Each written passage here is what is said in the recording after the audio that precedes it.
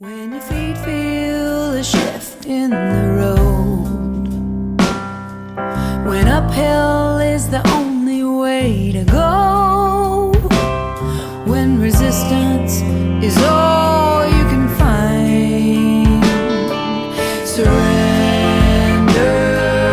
to the incline.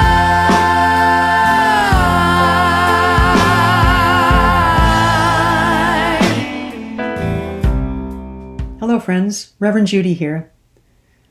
I'll be speaking this Sunday, and I wanted to invite you to come as we explore the spiritual teaching and practice of surrender. This is a core teaching and practice, and one that I imagine most of us have been hearing about since we first stepped foot on our own spiritual paths. But let's face it, it's not that easy. That's why they call it a practice.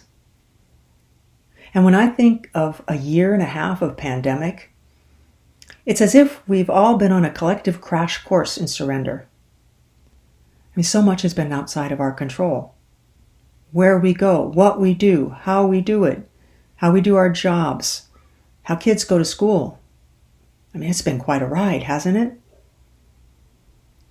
And how we have faced these challenges, either by acceptance of the realities of what's happening, surrendering our anxieties and our fears, what we think should be happening, that's a big one.